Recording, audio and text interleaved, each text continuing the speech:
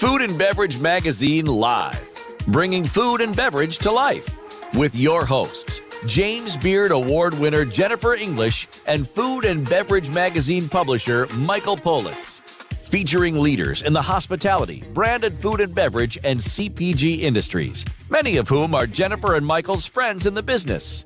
For an informal and informative conversation where friends in the business share the latest intel, ideas, and best practices. Live, juicy inside scoop from the tastemakers, newsmakers, bread bakers, drink shakers, spoon lickers, clam diggers, farms, foodies, and friends of the food and beverage magazine world. Here are your hosts, Jennifer English and Michael Politz. Well, hello, my quarantine goddess. How are you? Quarantined, just like everybody else. Oh my God. Tell us about today. I'm very excited. This is a big show. This is a ginormous show because this is one of those places where the intersection of our industry and the vanguard of what's happening news-wise in the economy, in the culture, are absolutely crossing, and landmark experiences are happening that are turning into landmark legal disputes, that are turning into landmark legal decisions across the board. It is a profound time of change. There is no doubt about that. That's not in dispute. What we are finding, however, is that there is still a great amount of conflict. And when we say conflict, we're talking about the conflict that exists between hanging on to the old system and breaking through to create a new environment in which to work and live and make business. Right.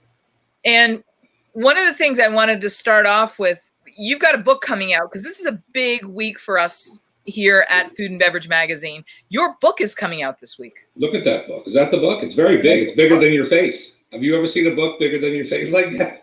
It's a big book. Not much is bigger than my It's a big show and a big book. What do you want me to tell you? Yeah, so they're at the warehouse right now in Hoboken, and they are shipping out to all the Barnes and Nobles and Amazon and Books A Million and all the bookstores all across the country. And this is a perfect time for this book because whether you're already in the business or you want to get into business, which by the way, not a bad. I know it looks like it's a bad time, but it's a good time to start developing yourself to get into the business, given the new requirements.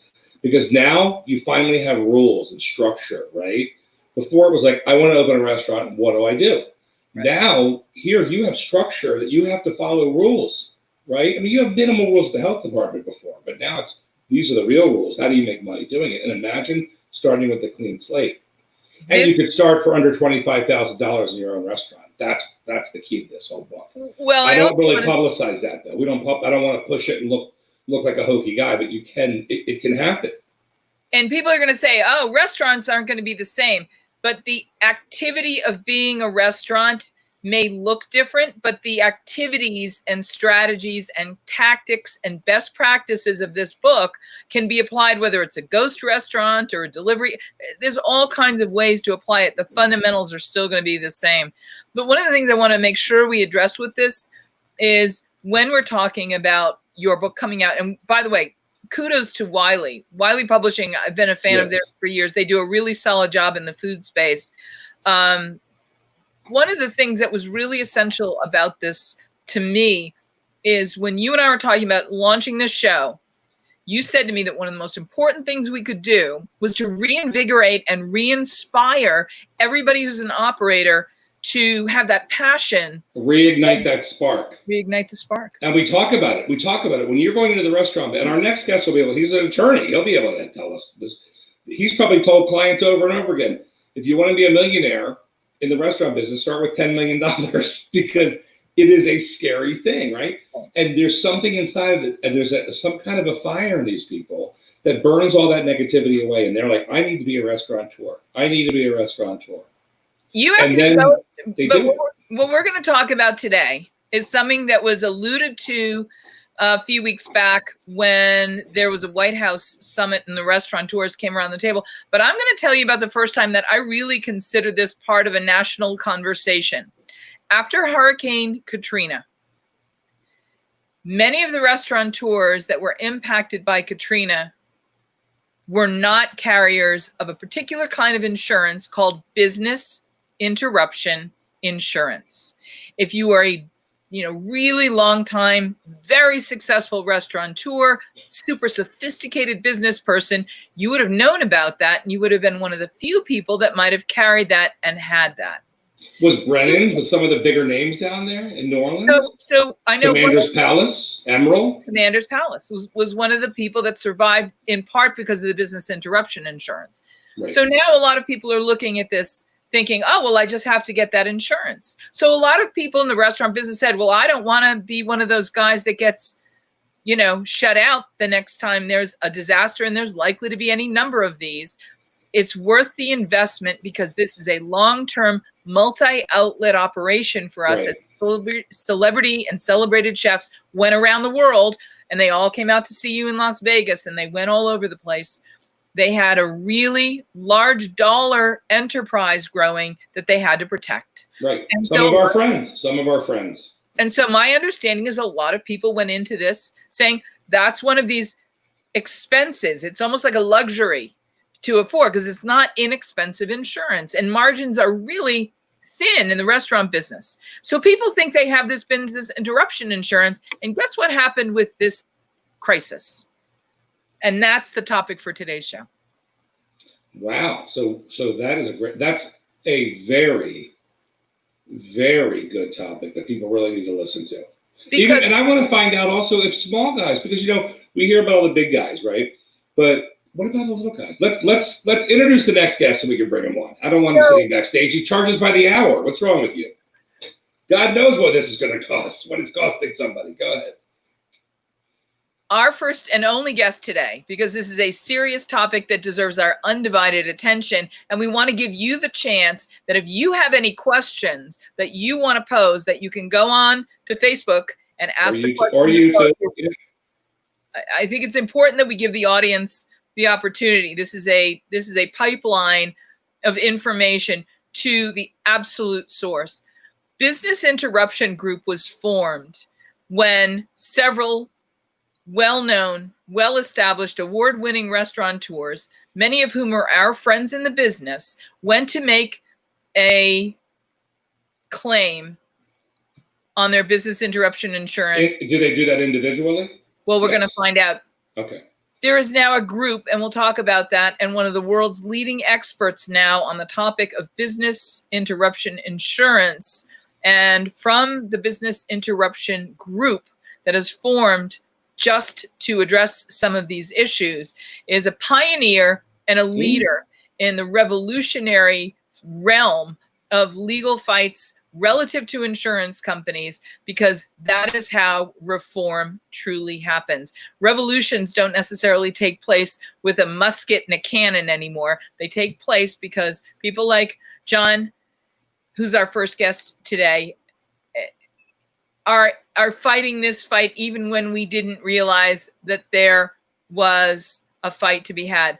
John Houghtaling II joins us now from his legal lair in his sartorial splendor. I love his bow tie. Welcome, sir. He's on mute. John, you're on mute. Let's unmute John. Okay. Well, thank you. Thank you for having me. So we had to set this up because this isn't just something that is just a matter of course, the way that you have to get, flood insurance if you live in a flood zone. This is a topic that has come into our consciousness pretty much since Katrina. Can you give us a brief history of business interruption insurance, a primer, if you will? Yeah, sure. Business interruption insurance is actually relatively new concept in insurance, and it was recognized and that if businesses are shut down for a long period of time, that many businesses you're not able to just go flick the lights off, walk out, and then come back and turn the lights back on.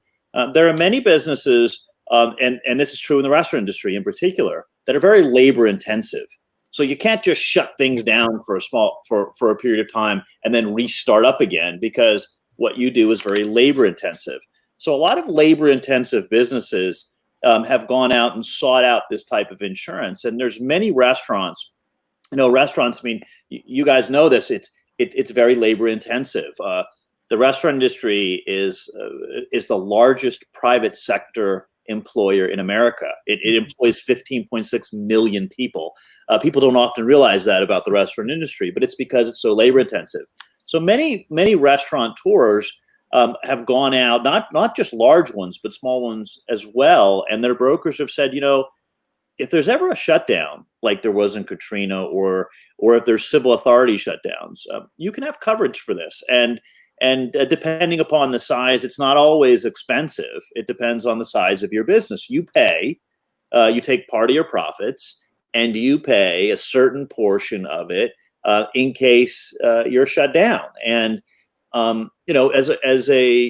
was speaking to Congress. I testified in front of Congress a couple weeks ago, and I explained what people don't often know, and that is if you're an American worker today, the chances are you work for a company that has taken out this type of insurance, and it actually has paid to protect your paycheck in a civil authority shutdown. And so even without the payroll protection program. Yeah, even without these disaster relief programs, some of which are working well and some which are not working well for many restaurateurs.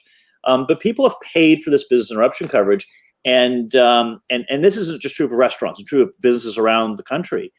They expected to get it. They expected that when the civil authority shutdowns were coming, that they had paid part of their profit for years, sometimes decades, to be protected.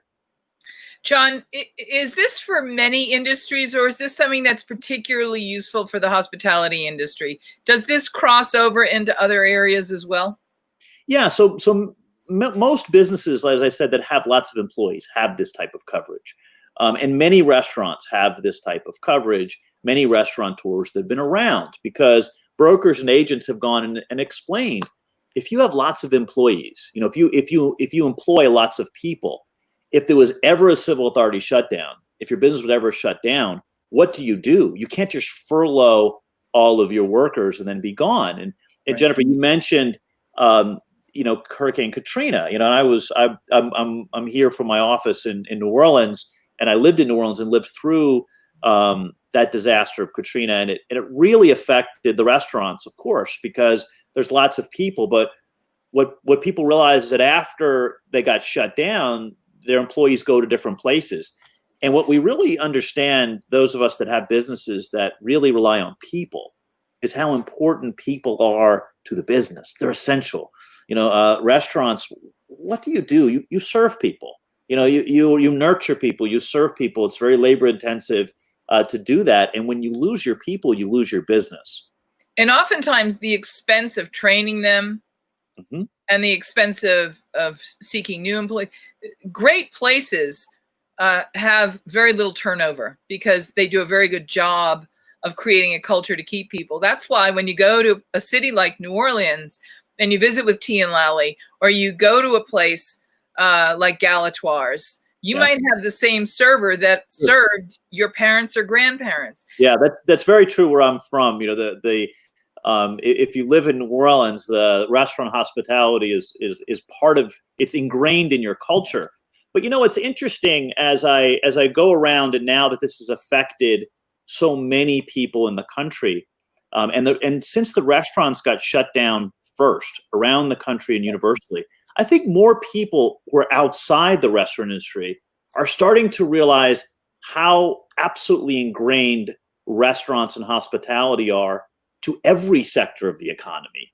There is not a place where people gather in mass that doesn't have a restaurant or hospitality component to how it functions. And so we're starting to realize, I think America is starting to realize, and people are, about not being able to go to a restaurant. People are like, they desperately want to go. And that's where we socialize. That's where we meet on occasions. That's where we bring our families together. That's where our friends gather to have something. And we're starting to realize, with that part of our culture gone, that it's part of the very fabric. You can't say that about every industry, that it's part of the fabric of everything you touch, but you can with the restaurant and hospitality industry. I think now Americans, not just Americans, this is across the world, is starting to really understand how important your industry is. When we talk about business interruption insurance, can you give us maybe a 1-minute first day of business school explanation about what it actually is and does? Yeah. So when it works properly, and we can discuss how it's not working, and it's not working, people are not getting what they purchased. But what people purchased was, you pay a certain amount every month, like you do it's part of your property coverage. And in most cases, this is a rider, part of when you're covering your restaurant, you're covering your business. You're paying a certain amount to protect your very vital expenses in the time of a shutdown. So your payroll, your rent, your things that you need to keep your business on pause. Right. That's part of what business interruption coverage is, and it's measured. So when you go and you apply for business interruption coverage, you give them information about your business, and essentially what you're doing is you're building you're paying for like a lifeboat. Imagine when you go on a cruise, part of your cruise money is not just for the cabin and the entertainment on the ship, but part of it is in case everything goes down, you have a lifeboat there to get on. It's not going to be as luxurious, but you're essentially paying for that lifeboat in case the unexpected happen. And in every business interruption policy, there's a section of it called civil authority coverage, which means that if the government shuts you down, not that there's a fire in your place or if there's a contamination, but if the government shuts an area down, you actually have coverage for that. And people paid for that, and that's actually in every business interruption policy. Unfortunately, the restaurants started to find out around the time of the shutdowns that the insurance companies were not going to honor those contracts. So let's go back to that point in time, mid-March. For a lot of people, we use the St. Patrick's Day as our start date for most of us, and say from this date forward, this is how long we've been in the shutdown. Certainly for the couple weeks before that, in the beginning of March, there was indeed a really substantial, notable decrease in business, especially in on-premise and in-house dining and the hospitality industry, and certainly in hotels, et cetera. Talk a little bit about what happened and how it happened, and what the economic impact for the hospitality industry in particular, although I understand you've got other people in other parts of the world, and we'll talk about those, but particularly for our chef friends and for people in the industry. Take us back to March. Yeah, so if you go, things started happening actually before the middle of March. I started getting leaks because I'm at the tip of the spear of a lot of this insurance fighting, or the center of the bullseye, if you look at it from the perspective of the insurance agency.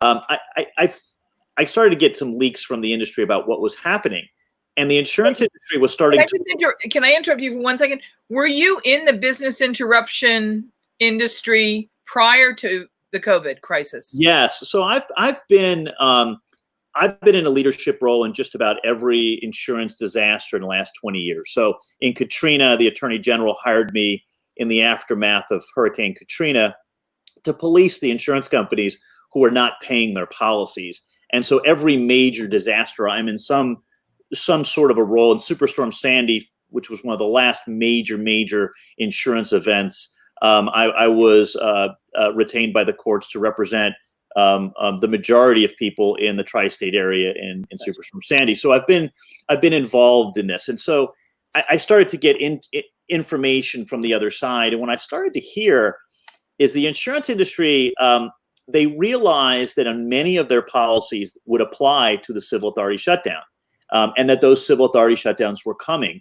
By February, the industry started talking with each other, and they said, if they shut the restaurants down in America, the restaurants are a big deal. Restaurants contribute more than $1 trillion to the economy every year. If they shut the restaurants down in there, we have to start looking at what civil authority coverage we sold to these restaurants and how much we're going to have to pay.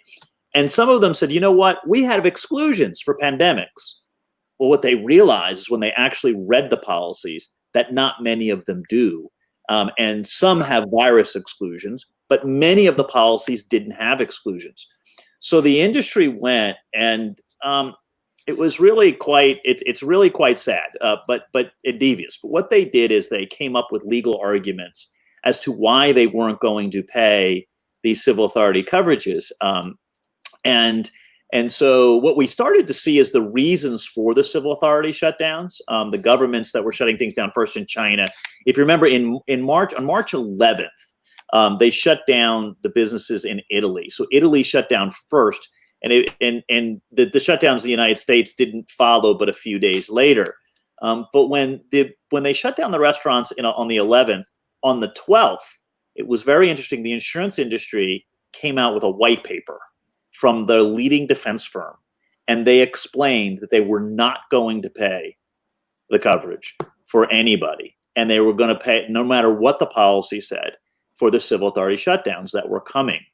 Now, this was an industry journal that I ended up getting, but it was indicative of what they were going to say, and what they were going to say was this. It was quite interesting argument that they have. They said that the reason for the civil authority shutdown, you have to have, in order for there to be coverage, the reason for the civil authority shutdown has to be that there's a dangerous property condition in the area. That's how the policies read. They say, if the civil authority is shutting you down because there's a dangerous condition in the area of the shutdown, then you have coverage. So they started to look at it and they said, you know, these civil authority orders that are coming, yes, they're coming, but we're not going to pay them. And we're not going to pay them because the civil authorities are only going to be about social distancing. They weren't going to be about a dangerous property condition. And I looked at that and I said, wait a second. They're shutting things down because COVID-19 is not just about social distancing. It's because it can be contaminated and get on stuff. It's creating a dangerous property condition because it's contaminating stuff. And these civil authorities are not. And if it wasn't dangerous, they wouldn't need to do anything. Absolutely. And so the industry, though, what I found out before the civil authority shutdowns is the insurance industry was going to misrepresent the government orders. And I got word of this before the government orders happened in the United States.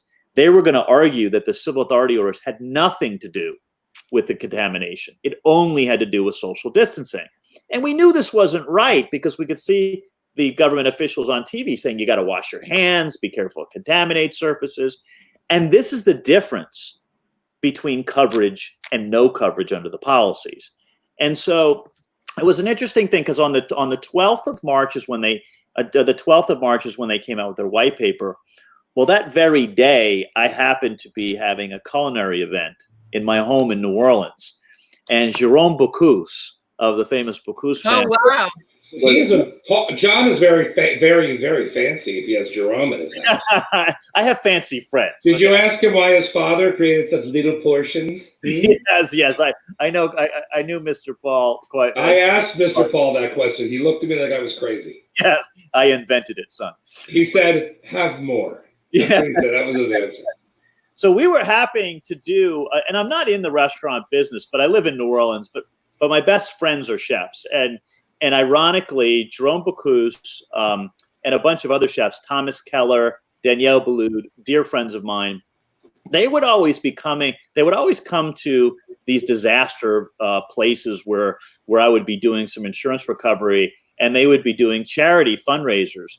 Well, here we were doing an event on March 12th, and Jerome showed up. He had all his chefs and everything, and we're about to do this big meal, and he said, I remember him he walked into the room and he says, "Oh my gosh, John, they're going to shut the restaurants down." And this was literally happening the next day. I said, "I know." He goes, "But I have civil authority coverage. I'm good. I paid for this coverage for business interruption." And I said, "Jerome, I have bad news."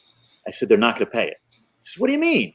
He said, "Well, in order for the civil authority coverage to be in effect, they have to be shutting things down because there's a dangerous property condition in the area." He says, it's contaminating stuff. Of course, that's the reason. I said, "I know, but they're going to misrepresent it." So that evening, we started talking, and then the next day, we started calling Thomas Keller, Danielle Boulud. We got on the phone with Wolfgang Puck and Jean Georges and a bunch of other people, and we said, look, they're going to in the next day or so, they're going to shut down the entire restaurant industry in the United States. And when they do so, the insurance companies are going to deny everyone. And this is absolutely critical because, this is $1 trillion to the economy. Not only is it all of our friends, not only it's the entire restaurant industry. And the insurance companies have backed this. Okay, they've sold a lot of businesses. And if they don't get it, we all know what can happen. The businesses can go bankrupt. So we quickly coalesced, and that's how we coalesced. We coalesced what was the formations of the Business Interruption Group, a nonprofit. We formed it just that weekend. And we called all the restaurateurs and the hotelers that we had and all of our friends that we knew in the industry. The chefs, as you know, they have a long reach of people that look up to them, and millions of people are followers on Twitter and Facebook and things. And so we said, we have to get the word out.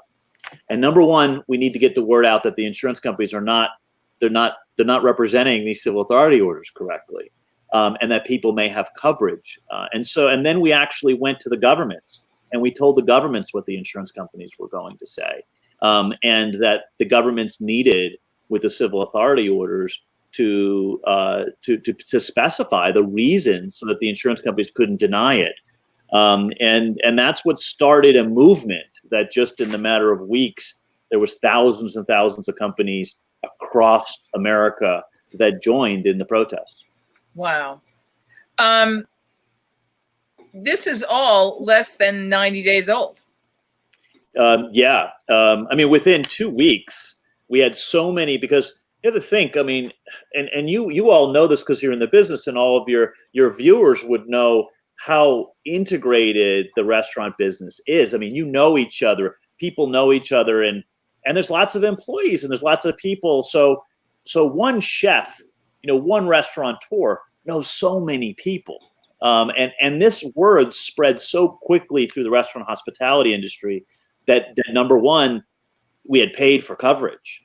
And number two, we weren't going to get paid. And what it was going to do, that it was so, the voices came so fast and furious that President Trump called us within 2 weeks.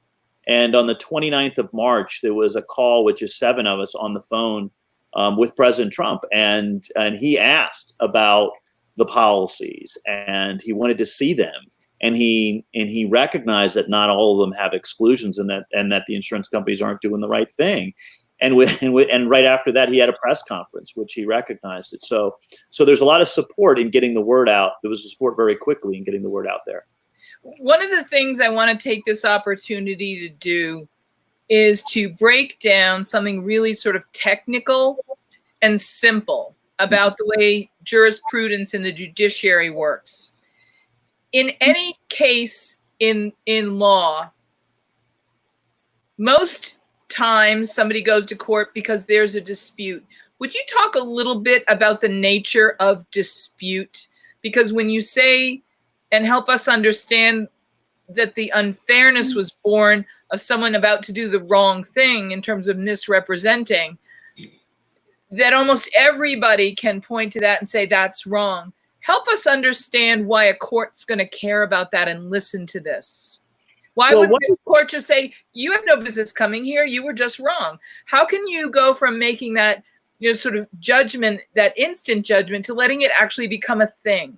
Help people understand how that works. Yeah, well, one of the things you have to do is we saw the wrong coming. We saw it a few days before the wrong was coming. And what do you do when you do that? You have to act, and you have to act quickly. Because one thing we knew is that, my best friends didn't have the luxury. Restaurateurs don't have the luxury of just saying, okay, they're not going to pay me. I'm just going to sue them. I'll turn it over to lawyers and sue them, because it can take years to come to a judgment. And after that, what's the use of dropping the lifeboats after everybody drowns? We needed it. So one thing we knew we needed to do was we needed a device that was quick.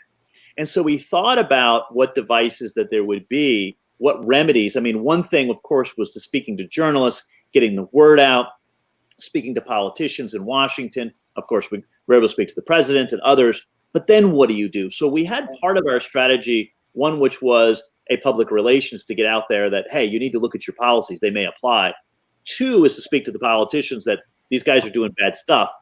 And then 3, we had to get to the courts, but we needed a way to do it quickly. So one of the things that I did, and we did with the Business Interruption Group, we filed the first action in the world on COVID-19.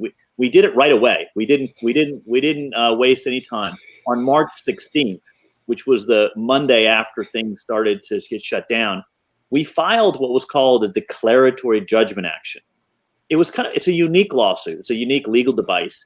We need a device that wasn't going to take so long. Right. We need something that'd be quick. And what a declaratory judgment you're able to do, you're able to go and say, I have a dispute with you, Mr. Insurance Company, and you're being wrong. And here's a civil authority coverage language, shutting my restaurant down.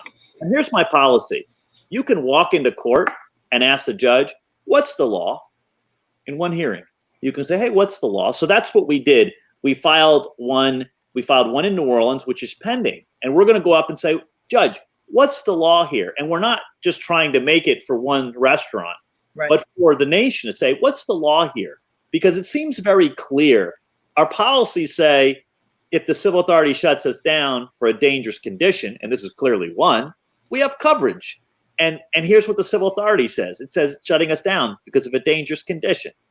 We also filed one for Thomas Keller in Napa Valley. That's one where we filed it as well. And so the hope is very quickly we'll be at a hearing and be able to get this part of the law established. And what that'll do is that'll establish, hopefully, the law for the nation. Talk a little bit about, in general, we were before the show talking a little bit how this politically charged time and with the racial issues that are fomenting and foaming up in the streets, resulting in public action, that across the board, we're seeing issues of power being utilized against the powerless in a way that makes everyone recognize, just as human beings and without the need for the quote letter of the law, to say that's just wrong. Yeah. And there may not be a statute in Minneapolis that says it's against the law to put your knee on the neck. But when you start arguing at that kind of level of detail, you're missing the point. Everyone who's a human being with a heart and a brain says that was wrong. Yeah. When something's so fundamental that you can instantly see that imbalance of power being exploited against the powerless, I think everybody recognizes that that's where right and wrong can pretty much be agreed on. I think a lot of people in our business were very surprised that anybody in any realm of the insurance business would say to anybody that was the case, that it wasn't covered, but not Thomas Keller. There's certain people who are so inscrutable and meticulous in everything that they do that it was impossible to imagine that there could be a better person to be the tip of your spear than someone who is absolutely inscrutable. Thomas Keller is impeccable in everything that he does. Yeah. How did that come to be? Because I think for all of us in the business, we were just so surprised that it was him. Who would do that to him? Yeah. Well, Thomas and I, part of it is Thomas and I have been friends for more than a decade, about a decade and a half. And we met through doing charities he was doing culinary charities and things and work that I was involved in. And we became very good friends with Danielle and Jerome Bocuse in sort of the same way. We became very, very close. And they would often, during the BP oil spill, which had happened, New Orleans had just been through the socking of Katrina, and then we just got up on our feet, and then we have this BP oil spill hitting our shores. Thomas, Danielle, Jerome, they all came down to do these dinners. They would do these charity dinners to raise money for other restaurateurs and other places and other things that were happening here. So it was In this particular case, now the disaster is affecting the restaurant industry and Thomas himself. When we filed Thomas's case, we talked about it because I had already filed it in New Orleans and we had the issue. And so the issue was, do we file another one? Do we need to file another one? And in talking to Thomas had not just a policy that doesn't exclude pandemics, because there's all these policies that apply because they don't exclude pandemics. There's a civil authority coverage and they don't exclude pandemics. Thomas actually had a very expensive policy that not only did it not exclude and did have civil authority coverage, but it actually had an inclusion for virus contamination. Okay? So there's a policy absolutely that applies 100%. You can't, not even a fancy lawyer can make this argument with a straight face. And so I said, Thomas, and they weren't paying him. I said, Thomas, if they're not going to pay you, if they won't, if the industry will destroy you, if they will destroy you with this policy, and they'll destroy, if there is a crown jewel of culinary excellence in America, it is the French Laundry. Right. It legitimately put America on a global map in edible 2.0. Right. And this is the most famous, this is the most lauded American chef in history. And if they will destroy that, if the industry is so callous, even with a virus inclusion, that they will do that to Thomas Keller, the idea is they'll do it to anybody. If they will try to crush that. The core of Thomas's brand is about attention to detail. Yeah, absolutely. Thomas is, anyone that knows him knows how impeccable that he is. That's where he got where he is. Even amongst the chefs, I've seen Danielle and Jerome and Thomas in the kitchen, and Thomas is in charge. It's an amazing thing if anyone has seen Thomas Keller in the kitchen, you see a very specific general. This is a brilliant and generous teacher. He went so far as to become involved in making sure that the United States was fielding culinary teams to the equivalent of the Culinary Olympics, the Bocuse d'Or. So he really takes a great deal of pride in sharing with the next generations, with the legacy of the hospitality industry. He's the kind of person who can really allow you to see that nice line of extension between Escoffier and today and the future. Yeah. And without a dilution factor, and in fact, it might have an enhancement factor. I've had some people say, what does that ivory tower chef have to do with me? Those of us that know Thomas or that know some, Danielle or Jerome or these guys that have invested, as you say, in the Bocuse d'Or, in training young chefs, I've seen them for a decade and a half from a charitable standpoint, giving back to people. And it wasn't a surprise to me that Thomas stood out and said, I need to help lead the charge here. I need to do this. And he did, and he stepped out there, and it hasn't been without criticism. I have to tell you, we put this coalition together for the restaurant industry. Thomas filed his thing, and then the president calls you. Yeah. And look, not everybody likes the president. And he's a polarizing figure, but he called because it was the restaurant industry, and he called and he spoke to us. And then afterwards, Thomas tweeted about it, that the president listened to the industry. He understands we're important. And people actually attacked him on social media and said, who are you and what do you know about? And of course, it was very hurtful. But we know that, look, when you're standing up to an industry, when you're standing up to power, and this is, Jennifer, you mentioned this, when you stand up to power, you're going to get attacked, even if you're 100%, even if you're on the right of so many people. With the insurance industry, it's not, what we're seeing in the country of people standing up to what they feel like are injustices. They feel like they don't have the power. Now, they're frustrated. Some do well in expressing themselves, and some make mistakes in expressing themselves and fighting back against that power. And how do you do that? One of the things that people are starting to recognize, those that I see going through the insurance industry, insurance is an interesting thing, and it's a microcosm for a lot of what we're talking about here. What do we do with insurance? What we do is we take a little bit of our money, and we do this with all government, by the way. We take a little bit of our money every year, every paycheck, and it goes to fund something. And it goes to fund something that we need when things go wrong. You know, we need to call an ambulance. We need to call a police car. Our business is effectively drowning. And we now need that life preserver or that fire extinguisher or that thing. And every year we take a little bit of money and we pool it and we pay for it for the protection. I mean, what does the industry say to us when things go wrong? The slogans are the same. We got you covered. Don't worry about it. We're on your side, right? You know, when times comes to it, we'll be a good neighbor. You know, pay for what you need. Pay for what you need. You're in good hands. You know, the slogans are the same. That when they need us, when we're weak, we've given you the money, and when we're weak, we need you to we need you to be that good neighbor you promised to be. And when we find out what happens, now I see it, and for me, this is not a surprise. The insurance industry has walked away from the hospitality industry that's so important to America. It's not a surprise to me. It upsets me. They're now doing this to all of my friends. But I see it over and over again. I see it in every disaster. What ends up happening is you give the money, and then when you need it, and when you're weak, particularly when you're weak, now they have all the money. And what is the insurance industry doing now?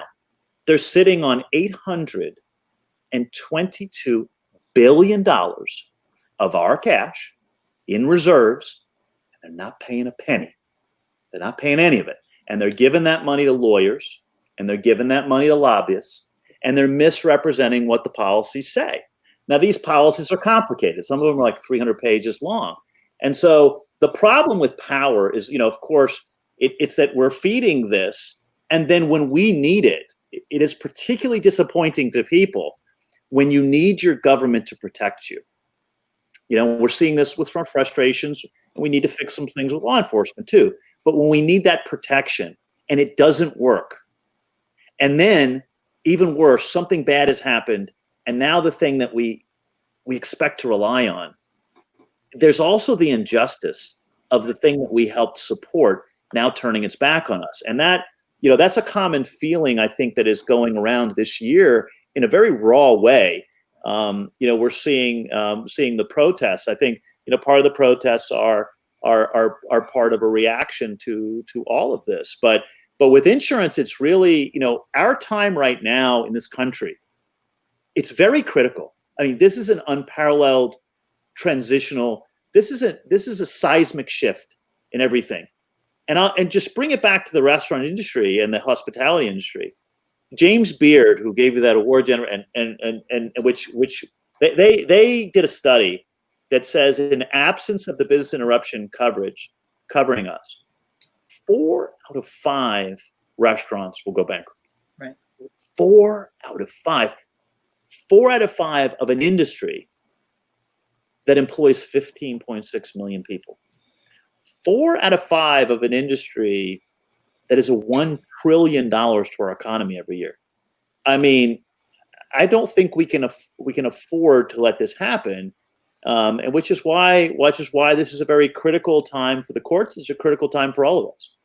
John, as our guest today and as a representative of the Business Interruption group, and we look at this moment in time, I want to use this as a teachable moment to help explain the relationship between the government, the insurance industry, and the restaurants that are what make up our industry and the hotels. If somebody commits a crime, the mechanism exists where they get arrested, they get a trial, and if they did something really bad and the system works the way we hope it does, that person will go to jail. And that the incentive to not making a crime exists because, you know, if you do something bad, you will go to jail. And for most people, that's enough to keep them from doing really bad things. And most of us won't go to jail, thank goodness.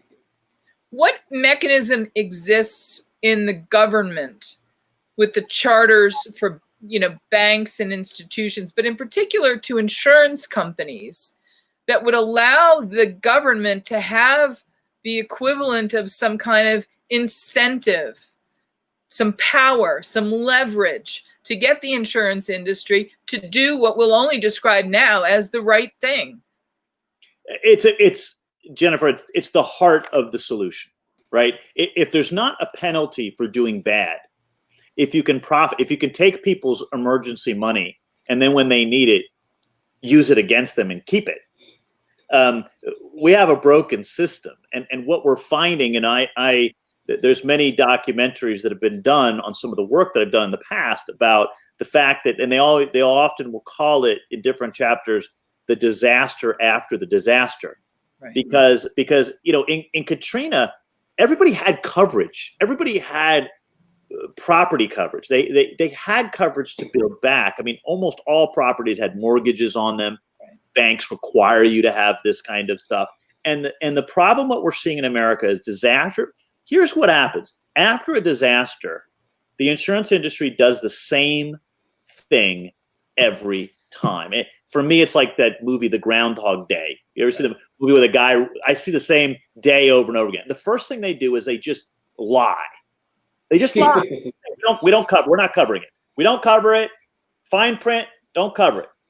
And then they take their lobbyists with the money that we paid them, and then they run to Washington. They say, oh, yeah, we don't cover it, but let's make a pot of money. Let's put a pot of money over here, a federal bailout money. And the politicians run out. Okay, let's put a bailout money together with our taxpayer money.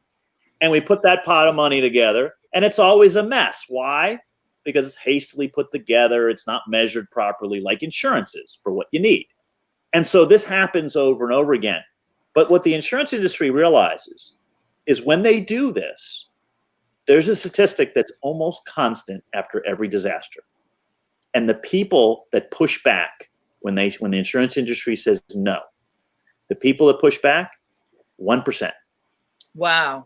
1% statistically of people challenge what the insurance industry says they owe them. Now, they can't. They're using our money, and they're hiring the adjusters and the claims managers, which work for them. So, right. Which tell them how much that they owe to us. And of course, they don't work for us. They work for them. They have a conflict of interest. Nobody is on our side deciding how much that we're owed to enforce these laws. And so only 1% sue, so they get away with it. Now, your question, Jennifer, is a good one, is how can we use the government to start enforcing this? Because this system is broken, and it's putting hands in the money. It's putting our money that we're not asking for charity. None of the restaurants that we're speaking to are asking for more bailout money. They're asking to get the coverage that they paid for. There are some policies that have exclusions for pandemics, but there's many that do not, and they're not paying those, which is the key. So what can you do? Now, in most state laws, most states, they have a law that says that if you give all of the evidence to your insurance carrier and they don't pay you, then after 30 to 60 days, depending on your state law, they can owe you penalties and attorney's fees for not paying you. But most people don't know this law exists, and they don't know how to operate to get it to kick in. The way it gets kicked in, just for those watching, you got to give all the evidence of your loss. That's when the deadline starts. You give all of your evidence to loss to your carrier. You can self-adjust your loss. So that's what we do for our clients in getting that done.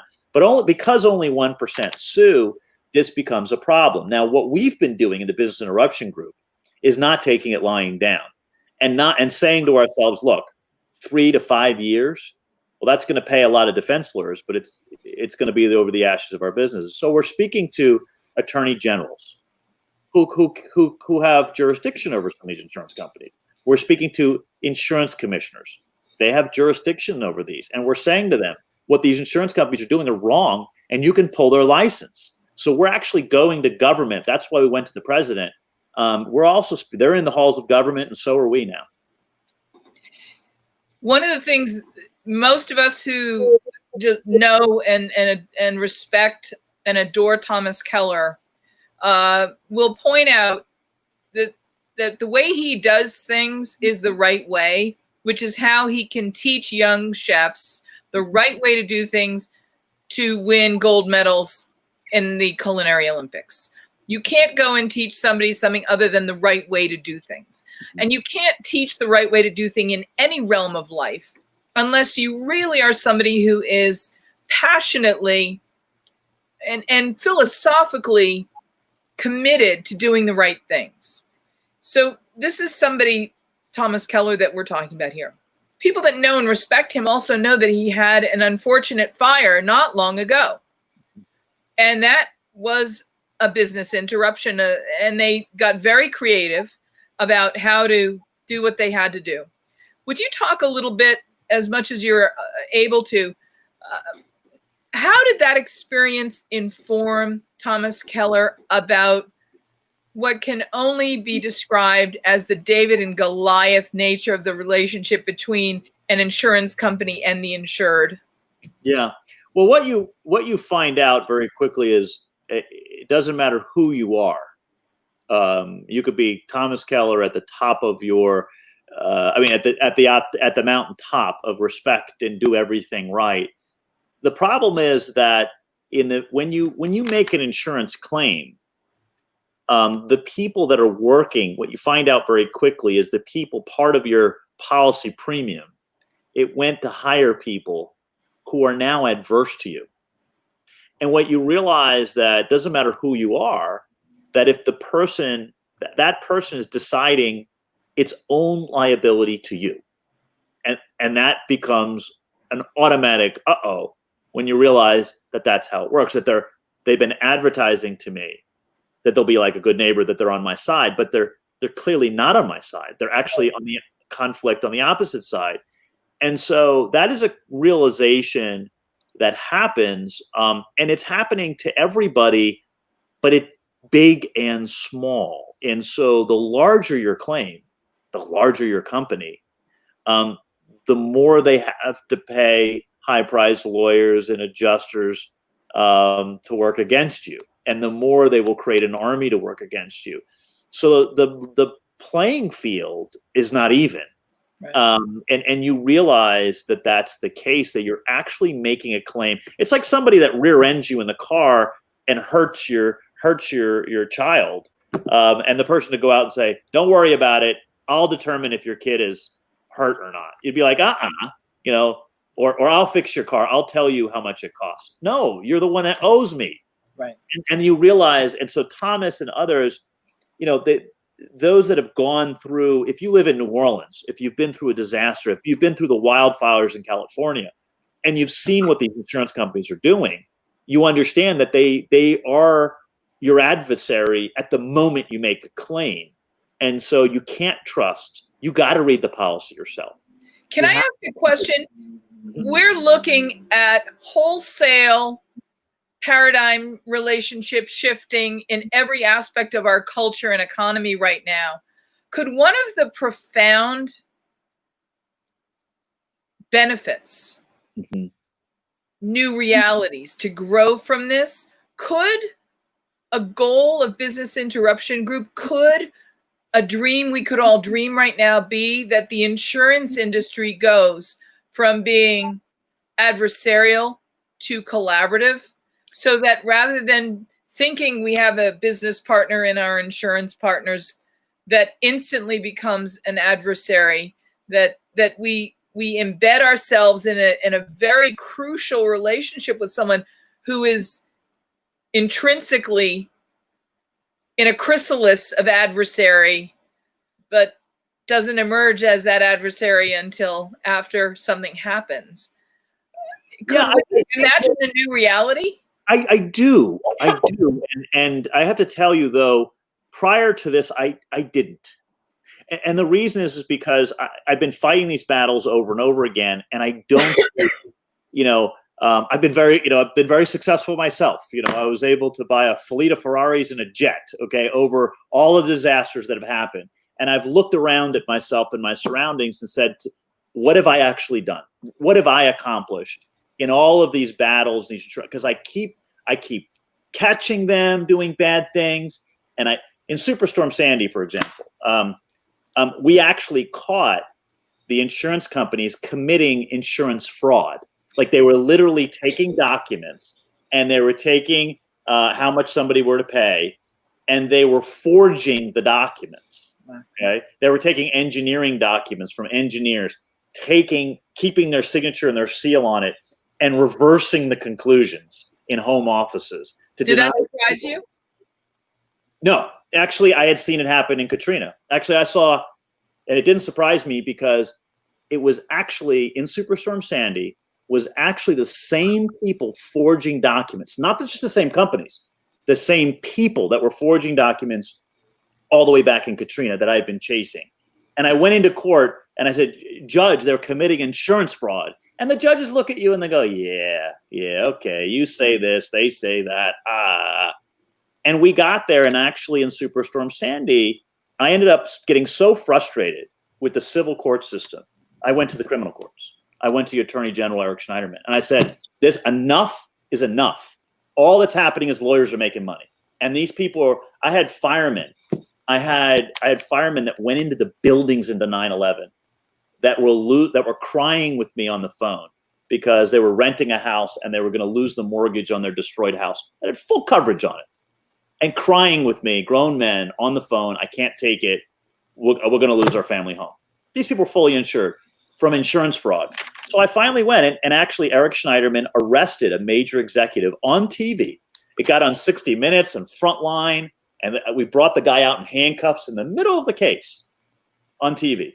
And I thought to myself, and hundreds of millions of dollars went back to people, and I thought, finally, I will have changed things. Why? Because it was a documentary, and it was on CNN, and we had fraud hearings in the House and Senate. Finally, I did something in my career that I can be proud of, other than the individuals I've helped, but I can change a system that's broken. And you know what? Didn't help at all. And so when COVID-19 happened and I saw these reports that they were basically going to misrepresent government orders, was I surprised? No. But I had, in any serious disaster where it changes, there are some things that are so widespread, so significant that happened in our culture that it changes history. Mm-hmm. And the difference here, which is different than any other case, in every other case, the insurance industry was doing this to a minority of people, to one state in my town in New Orleans or Mississippi, or in Superstorm Sandy, it was a few states and a few people on the beach. And the insurance industry was lying to everybody about what these people's policies say. And so it was the whole game was you lie to the majority to oppress the minority. Okay, sound familiar? And so, but this is different. And I see a sea of change here because now it's every business in America. Everyone. Doesn't matter if you're a Republican or you're a Democrat. Doesn't matter if you're a big business or a small business. Doesn't matter if you have a food truck or you're Thomas Keller. Okay, they're doing it to everybody. And they're doing it across the board. And now I'm seeing big companies, big, huge organizations that are going and saying, wait a second, they're taking advantage of me. They're trying to victimize me. And these are, I represent companies that are, some very small people, and then some that are companies that are $100 billion. And they're looking at them going, they're taking advantage of me. So one difference that I'm seeing, and once they have this saying, where sunshine is the best disinfectant. Right. You can shine it on everything all at once. People kind of wake up and they go, you know what? All this time they've been taking advantage, and we need to change the system. And so I'm a bit helpful, and in a strange way, these riots and all this stuff, and I'm seeing people of all kinds of ethnicities, finally, even very conservatives, Roger Goodell, when you have him get up there and say, hey, maybe Kaepernick was maybe kind of had a point. When you see NASCAR that it's saying, maybe we need to rethink some things. You're starting to see where there's kind of a light bulb that's going off in lots of different places. And that needs to happen for there to be change. Do you think it's possible for the insurance industry to be collaborative and not adversarial? Do you think that there's something fundamental about the transactional nature of that business that could allow that to happen? Or do we have to start from scratch? No, I think, look, it's not possible. It's not that they say, you know something, I told you I'm on your side, Jennifer, so I will be next time. Or because the very nature of it is, and this is the illusion, there's the illusion that they're perpetrating that they can be on your side. They can't. They're on one side. And look, I don't begrudge defense lawyers that have an honest disagreement or insurance companies, because I'm on one side. What am I trying to do? I'm trying to maximize the benefits. They're on the opposite financial interest. What are they doing? They have a financial to minimize the benefits. We are fundamentally in different places, but they can't be judged anymore. They can't judge how much they owe us. They can't keep all of our money and there be no penalty if they don't, because they're the ones with the money. And right now, in 99% of the cases, they're the ones that are assessing their own liability. And if I crash your car, I can't be the judge how much I owe you. But that's what happens in insurance. And so there has to be a fundamental rethinking of all of these ads that have been gaslighting us. That why are they always saying, I'm on your side, like a good neighbor, you're in good hands? Because they want you to put your guard down and say, I can be fair. No, you can't be. You have a financial conflict of interest in being fair. I can't be fair. I can't say, insurance company, I'm going to alone decide how much you pay me. That wouldn't be fair. You have to have a balance. The problem that we have in our country is we give all of the money to the person deciding how much they owe us, and it has to come out of their pocket. That has to change. There has to be more, and there are penalties for that. We're just not, judges and lawyers are not being good enough, I think, about going to the politicians, about going to the executive branch. It's also the executive branch here. Because, Jennifer, you said this, so you're right, is that it can be criminal. We've seen they can commit insurance fraud. You know, I speak to attorney generals now all across the country, and I say to them, I'm concerned about insurance companies committing insurance fraud. And I've had attorney generals go, how can an insurance company commit insurance fraud? I'm like, they're the one deciding how much they owe? Oh, we're so gaslighted, you know, capitalism is a wonderful thing, right? It's created an unbelievable surge in humanity and in economic growth and other things. But the people with all the money, you know, you got to have some checks and balances here, okay? Because if you give them all the money to decide how much they owe us, there's a fundamental problem. So how can we help, John? How can Food and Beverage Magazine and our 12 million readers a month and all of our assets, and Jennifer, how can we get involved and help you guys? Well, one thing you could do is you had up on your screen the Business Interruption Group website. So we are big. Business Interruption Group. So it's WERBIG.org. It's a nonprofit. It was started by the hotel and hospitality industry, the restaurant hospitality industry. It was started in the aftermath of this. You can go on the website and sign our petition. What does the petition say? First off, we're not asking for any money. It's not it is purely a petition. And what we're petitioning is for the insurance companies to do the right thing. That if their policy does not have a pandemic exclusion, they need to pay it to that business to stop that person from going on the unemployment line, right? They need to pay those. And then what the Business Interruption Group is also doing is we're promoting actually an act in Congress, a bill. There are some policies that have exclusions. There are some policies that have exclusions for the pandemic. Some policies that clearly have exclusions, some that don't. Some, like Talbot's, have inclusions.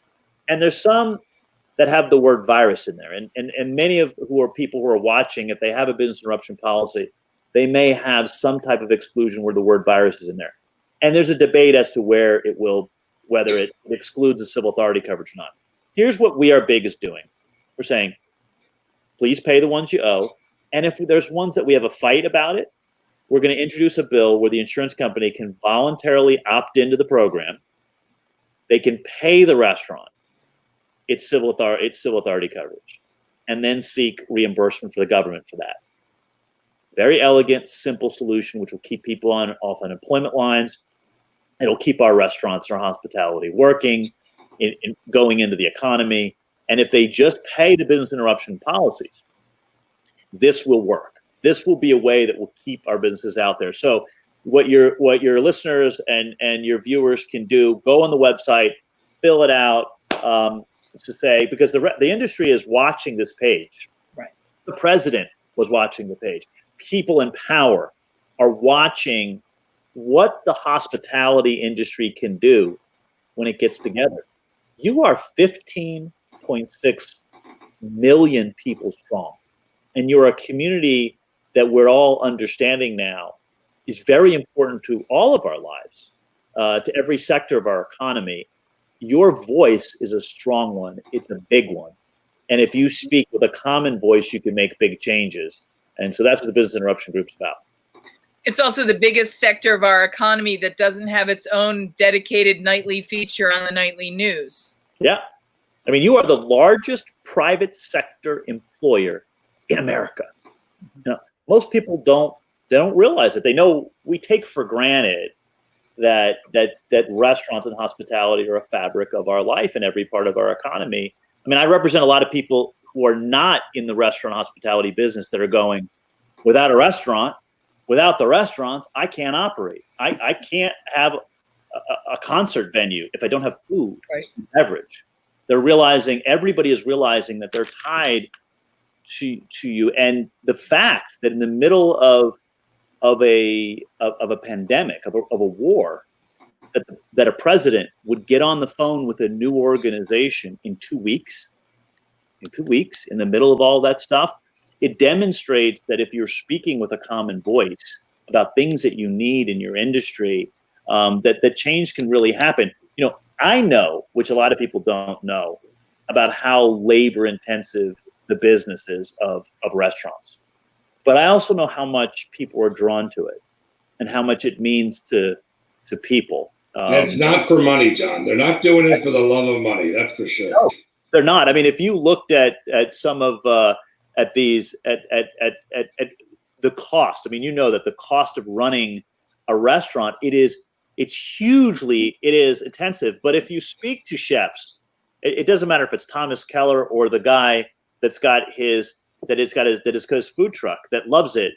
Right. People that are in the business, they want to nurture. You know, being a part of cooking food for somebody, for someone to come over to your home, and for you to prepare a meal for them. It gets to really the essence of what we are as in humanity. It's us sharing. It's so civilized, John. We're so civilized, isn't it? Well, it's a love language, but it's more than that. It's really one of the embedded cornerstones of any culture. Yep. You know, I happen to be in Tucson, Arizona right now, and we were designated a UNESCO City of Gastronomy. And that was largely because there has been cultivation of food for 4,000 years here in this region.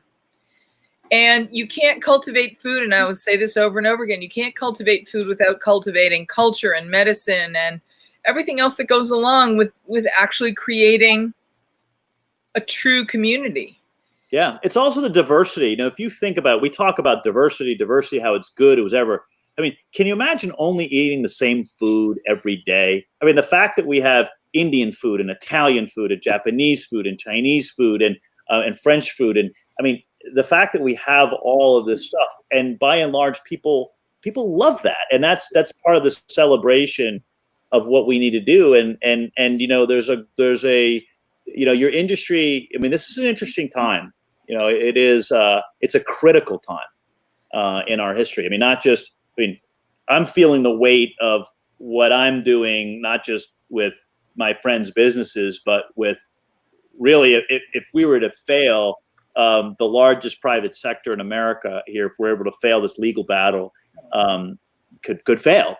Now there'll be others that come up in those ashes, but it is just, we can't let it happen, and we have to come together, and there's it's much needed for your industry to get back on a lot of levels. As a lawyer, as a veteran litigator, as an industry watchdog, you have seen both the best and the worst the insurance industry has. Has this experience with Business Interruption Group, with this moment in time that is landmark and unique, given what's going on in particular with the hospitality industry, have you seen and experienced something that has made you more hopeful than you've ever been in your career at a time when one could argue you should be the most cynical? I think Jennifer, the idea, what makes me hopeful is that if I've seen how people can galvanize around the truth. You know, if you expose something that's true, it's true across cultures, it's true across people, doesn't matter where they are. People respond to the truth. One of the problems that we have in our society is that a lot of people don't have the same facts, okay? They don't have the same experience. They don't have the same thing. But when you meet a person and you talk to them and you listen to them and you know their situation, a lot of people will agree on things when they have the same experience. The one thing I'm hopeful is at this time is that it's causing, although we're all apart, people are finding a lot of common ground now in common experiences that they haven't had before. As far as the insurance industry is concerned, it is awful that this has happened to an industry that I'm so close to, that's so important to America. I mean, that's because, and there's the weight of it, but there's also something, I speak with the chefs and I speak with Thomas all the time and with the guys, and we say, what we're doing here is really important. It's really important for the industry, but it's every business in America. I mean, if the insurance companies walk, from their obligations here on the policies that they owe, if they're allowed to lie about what the policies say and nobody reads them, we can't let that happen. And so your industry, I do see a movement, and because it's happened to so many people, more people have the truth. And if more people have the truth and they get together, they can make change. Fantastic. This is not the last word on this topic, because we are just at the start of what could be an epic battle, a fight. But no transformation, no growth comes easy. And for those of us who grow up, are trained, we have mentors, we have teachers. In the hospitality industry, we were trained by a chef who was trained by a chef who was trained by a Scoffier. There are these people who nurture us in our growth and development along the way. We're very fortunate in our industry to have you join us, to become part of this evolution, this dynamic evolution. I think this is going to change our business and every business. We're not going to say that this is just going to change insurance. It's not going to just change any one category, but it absolutely positively is going to be an empowering, dynamic period of change for the hospitality industry. Yeah, I couldn't agree more. And couldn't agree more. In that, we consider you one of ours now. So you got to understand, it's now our industry. Well, I felt a long part of you for a while. If you live in New Orleans and you don't feel part of the restaurant hospitality industry, they kick you right out of this place. You have to find that ingrained in your culture. But I think that there is. This is a moment of galvanizing, understanding. America understands how important that this industry is now, more than they probably ever had. I mean, we saw it in New Orleans when things were shut down, but now America and around the globe are shedding a spotlight on the restaurant hospitality industry of how important it is. And if the industry stays together, if you do things like this where you are trying to get people together, there's an absolute unbelievable force politically, from a public relations standpoint, from all of these things. You're understanding just for the public of understanding. I want to start supporting my local restaurateur. Of why this is so important to me. You're seeing people now that are going back to restaurants for the first time, and you're starting to see people just excited to go to a restaurant again because they miss it. They're not taking what you all do for a living for granted anymore. And if we stay together, there's big things that can be done without any pun intended. And I want to and we are big.org. You're big. I want to talk a little bit about New Orleans, a city that I love dearly, where the culture is one that is so richly interconnected. I have to go back to Katrina, and I'm going to use this as an example of right and wrong. You didn't need to know anything about New Orleans. You didn't need to know anything about the history of the civil rights movement. You didn't need to know anything about insurance to know that there was something just plain wrong about Mrs. Leah Chase living and working out of a FEMA trailer for as long as she did. Yeah. There are just some examples of things that happen in life that are just so clarion call clear that you have to say, this is one of those moments where we don't have to be in dispute about whether this is right or wrong. He said, she said. Do you think that one of the things that can come from this moment in time is that we will recalibrate our ethical compass, our moral compass, back to a common ground of right and wrong? I'm hopeful that look, there's always going to be, if you want to know the truth of something or how things work, or even how to change them, there's an old saying that you have to follow the money. Okay, because money changes things. You're starting to see a movement right now in civil rights day for big corporations. Because why? They're understanding now to do differently will hurt them financially. We have to recalibrate how we do insurance and how we look at insurance, the role of insurance, that it is a critical, necessary part of our society, of our entire economy. It has to work properly. It has to, the lifeboats have to be dropped when the ship is sinking.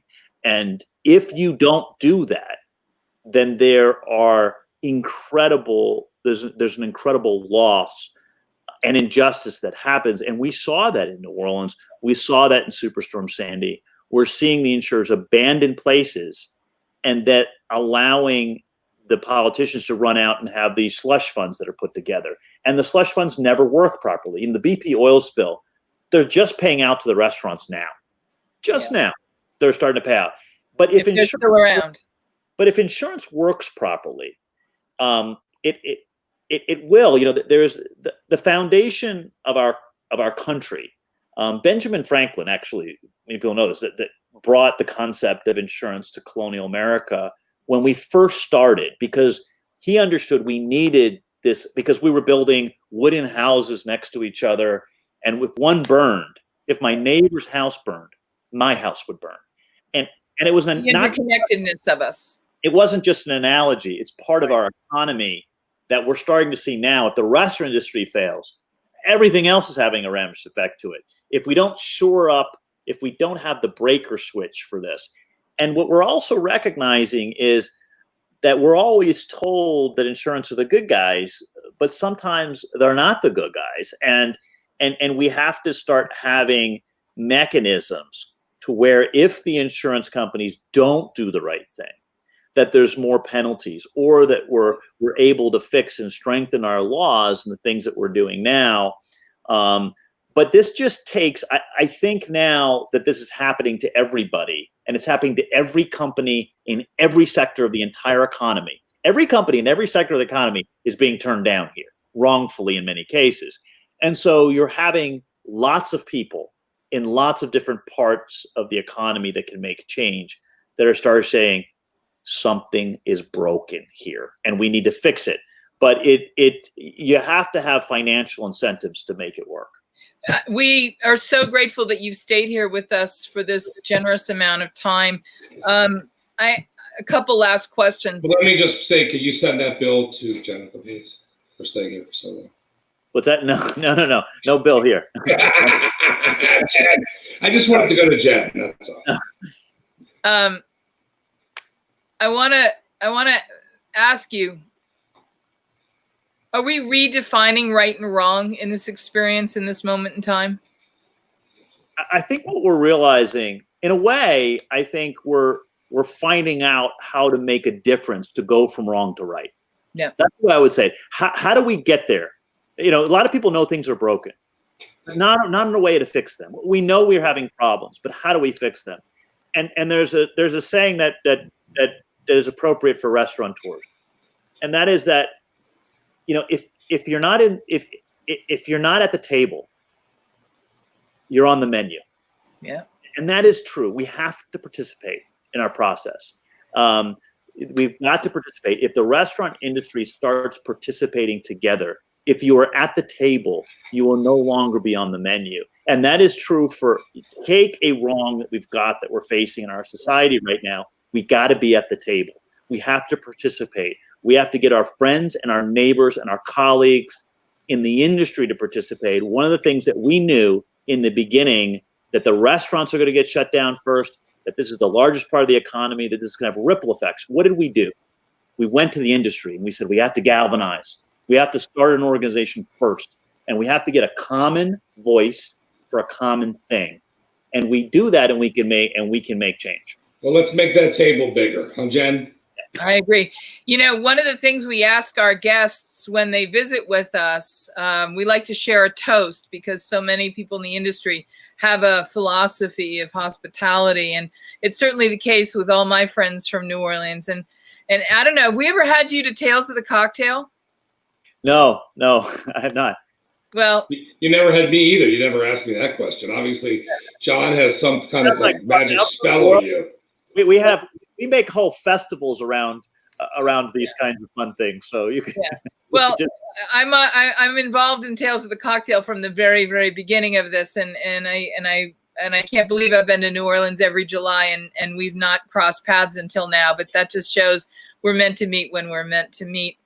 But what we oftentimes will ask people in their sense of hospitality, if you have a house toast, and when you win a big case, how do you celebrate, and what do you say? What do you do?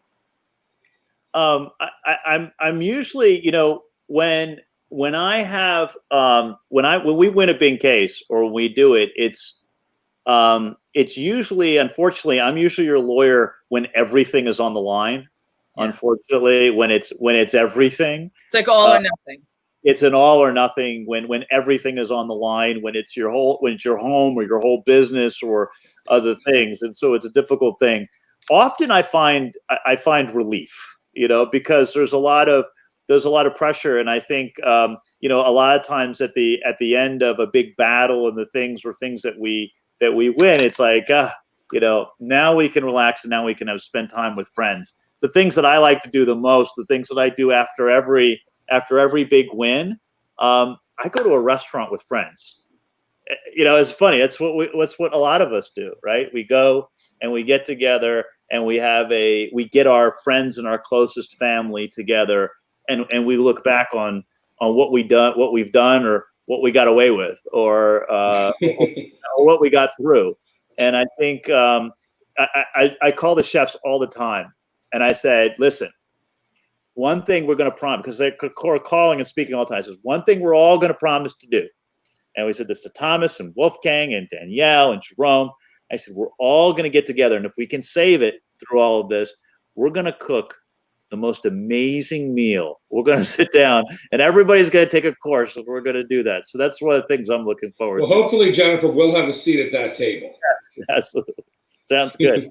I love that idea. Yeah. Listen, I have to thank you for what you're doing for so many people in our industry. We've never had this kind of galvanizing leadership to get through a crisis before. And it took a crisis to get us there. In the Buddhist tradition, they say that your poison is in fact your medicine, right? Mm-hmm. And we wouldn't have had the benefit of this had we not had this crisis to begin with. But having a steady hand and a sharp mind and a really good heart at the helm is going to make a lot of difference. And with your compadre, Thomas Keller, and the crew that you've assembled to take us through this, I have, for the first time, really got hope for this industry. Hope I didn't have when the government announced bailouts and PPP and all the rest of it. But I think that it's not the dollars that will make the difference. It will be the surviving. I think you're right. It's going to be the difference maker in this. And that everyone, in whatever the landscape of regulations and stipulations and rules and considerations have to be, at the end of the day, we're still going to be a group of people who, through the language of love of food and conviviality, are going to be welcoming people back in whatever form we do, cooking food for people that need people to cook food for them and making public events happen, because life really has to be experienced en famille. And I want to thank you, John, for coming to be here. I thank you, because this is the legacy. I think you're right, is the legacy of what could happen here. The industry understanding how important it is to everyone else, for everyone to understand how important the industry is to everybody, and to stay together and to galvanize. And then if we are successful, we've talked about it with the chefs. I said, guys, you have to continue staying out there with the industry, because look at what good you can do. Right? Look at how much your voice. I don't know if you saw, but we got a couple weeks ago, we got Times Square shut down. Yep. Let's talk. And actually, I have that on. I have that on the list that we wanted to talk to you about. There was a moment, and I felt like we'd kept you too long already. But since you brought it up, let's talk about it. Yeah, I mean, just an example of just the power it is. And it is not me, and it's not just Thomas, it's not Danielle, because if they didn't represent 15.6 million people, the president wouldn't have called us right away, right? But what exactly happened in Times Square 2 weeks ago? Times Square, but these are just examples. The president, another thing. In Times Square, what we did is we said, look, we want think about how important hospitality, the restaurant industry is, and we were thinking about what is the epicenter of that? I mean, the epicenter of what we're doing in that, and we thought, at Times Square. I mean, think of Times Square. It is the center in the United States of, in a symbolic way, of hospitality and restaurants and Broadway and the entertainments and the arts and the things. They coalesce. I mean, Times Square is evocative of every Main Street town hall in America. And if you look at just the economic impact of that, it's not just symbolic. It's over $100 billion a year go through Times Square every year. It's amazing. But we thought, what a demonstration would it be if we could get because there are certain times you need to do things symbolically. You need to put out messages together. And so what we were able to do is we reached out, the chefs and the hospitality industry reached out, the Business Interruption Group, to all the big billboards on Times Square, some of them that are huge, 20,000 square foot billboards. And they and we asked them, we said, we want you to shut them black. We want you to turn them off, totally dark, in a symbolic gesture of the insurance industry is shutting our lights out, right? And then we want to go up with a message of hope. And we did a 2-minute film that we did. All the billboards 2 weeks ago went totally dark. And then they went up with a film that you can see on the Business Interruption Group website. And it started with people in the industry and a chef and a waiter and people in the industry talking about how important the industry is and how much we need the insurance companies to do the right thing. But this is an example. I mean, timeshare had never been shut down before for a private event, ever in history. And to think about what your industry can do when it comes together, the powerful message that it can have if you galvanize and you have that seat at the table. And before we let you go, for restaurateurs and operators, large and small, but let's talk about the small guys for the moment. And let's just talk about everybody for the moment, because not everybody's in Times Square. Not everybody has a dozen James Beard nominations and awards. Not everybody's Thomas Keller. For the little guy in this David and Goliath battle, what can you coach everybody that's in any kind of fight through this experience with the COVID and the shutdown and everything? What, as a champion fighter, can you share with all of us about how to not give up in what might seem like a very give-upable moment? Well, the first thing is not to give up, right? Is not to give up. The first thing people need to do, that if they have one of these insurance policies, I would say that there's two groups of people you're speaking to, right? Those that have these policies, and there's some that do not. To those that do have it, I would say you need to read it, or you have to have somebody read it. You can have somebody without cost. You can have lawyers such as myself. You can actually send them your policy, and many lawyers will look at it without cost to you and tell them that if you have these exclusions or if there's other things. I've been giving seminars to hundreds, more than 1,000 lawyers in the last few weeks about what they need to be looking at for their clients. John, do you have a network of lawyers that if somebody reached out to the Business Interruption Group on your website, wearebig.org, that you could put little guys from anywhere in the country together with lawyers that could help them with something like this? Yeah, they can reach out and they can ask for help. And there are other lawyers on the Business Interruption Group. I obviously don't represent everybody in the Business Interruption Group, but there are lawyers that are there that we can get them to have them look at it. And many of those, just about everyone will do it at pro bono to see if there's some help. And we're also coaching the lawyers about what policies can work and what policies can't work. To those that don't have business interruption coverage, I would say this. I lived through Katrina. I lived through a city which was shut down as long as we're being shut down for COVID, and I've seen the utter destruction of it. To those, not to give up your dreams, really, to do this, because afterwards, we lost all of our people. We lost all of it. To those restaurants, they really understood how important that back staff is. Those people that do the dishes and that do the things and that bust the tables, how important those people are to the process. They really understand how important everybody is in the process. But restaurants came back, and they came back after Katrina with a vengeance. If you've seen the amount there was more culinary awards that came out in the aftermath of Katrina, because in the aftermath, what happens? I mean, your will, those that really have the will and the love and the passion to do this, they come forward and they shine. And there are people that shine not in mediocrity, but in times of that there are extraordinary times. And they're fighters, John. They're fighters, right? They'll fight. They'll fight their way. They'll fight. And a lot of these successful guys had to fight in the past, and you don't see it, but we know that. Yeah, I mean, how many people have started their restaurant and it was the first one was successful? No, they tried. But that entrepreneurism, I mean, something I love about America, the entrepreneurism of the person that's willing. I mean, champions are the people that win are not the people that generally get lucky. They're the people that keep getting up off of the canvas and learning from their mistakes and getting better and learning more about stuff. So I would say the first thing is, for people to continue to learn and to reach out. And to reach out for help. I mean, there are people here. I mean, there are companies right now that just gave up and said, "Well, my broker said I don't have any coverage." Right. So hopefully, we'll get John back here. What do you think, Jen? John Houghtaling, thank you so much for bringing the Business Interruption Group to life.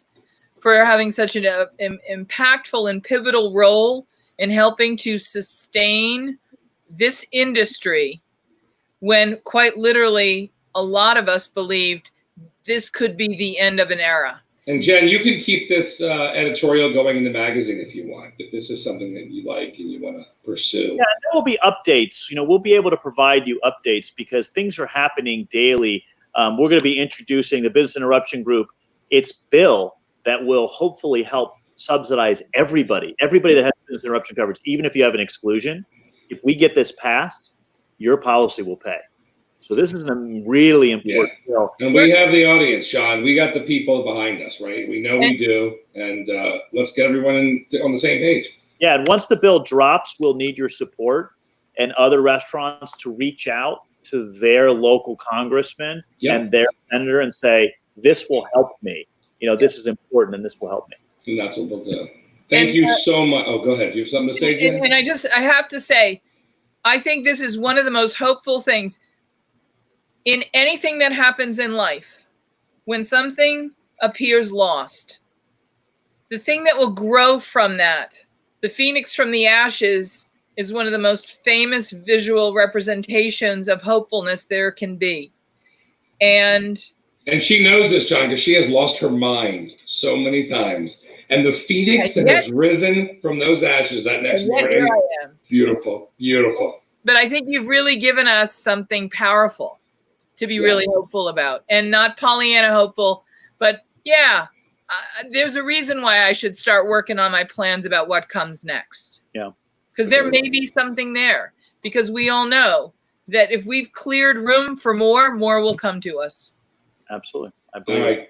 Go eat some good food tonight, John, down there in New Orleans. Wait a second. I meant to ask you. Goodbye, Jennifer. Say goodbye. Stop saying. Leave them alone. Leave them alone, Jen. We're done. Sorry? What's your favorite place in New Orleans? Oh, no, you're going to get me in trouble with all of my restaurateur friends. If I start picking favorites, you get me in trouble. Let me ask you, not your favorite. Where are the places you're a regular? Oh my goodness, I'm a regular in so many places. But I have to say, next time you come to New Orleans, there are absolutely wonderful. I live in a neighborhood uptown that I could walk to restaurants around this place that are really amazing. Some that are fancy and some that are not quite fancy. I'm going to come on a food tour with John. That's what I'm doing. Without you, Jennifer. Without you. Require a whole new episode to talk about. We'll do it. New Orleans. We'll do it when everything comes out. Thank you again, John. Sure. Thank you so much. Okay. Wow. Wow. That was a lot of information. I'm like information overload. And you with the talking. Oh, I'm exhausted listening to that. I know. It's fantastic. No, he's an amazing. I'm glad this may be a James Beard Award-winning show. You have to understand how. I'm glad I wore a tie. And you didn't wear a tie. And it's a James Beard Award-winning show. I'm going to actually submit this for the James Beard Awards, right? I think that the industry is going to look back at this moment and look at the work of the Business Interruption Group, whether they have that insurance or not, whether they're going to get a few dollars or not, that the things that come from this effort are going to be some of the cornerstone elements of building the future of the hospitality industry, period. I agree. And do we have tomorrow? Oh, you know who's coming on with us tomorrow? No. The one, the only, John Boyajian from Boyajian Incorporated. John Bon Jovi? John Boyajian. John Boyajian. Love him. I love that music. He's the king of the world's most high quality flavored oils, but he's been in the specialty food business for 40 years. He's a pioneer in the category. I hope he can figure out how to use the technology if he's been doing this for 40 years. We seem to have a little techno issue sometimes. I love this man. And he's got a lot of friends in the business. All right, well, let's talk to him tomorrow. Let's say goodnight, Jennifer. Please hug your kids, count your blessings, and be hopeful. It's going to be okay. It's going to be okay. Unless Jennifer keeps talking.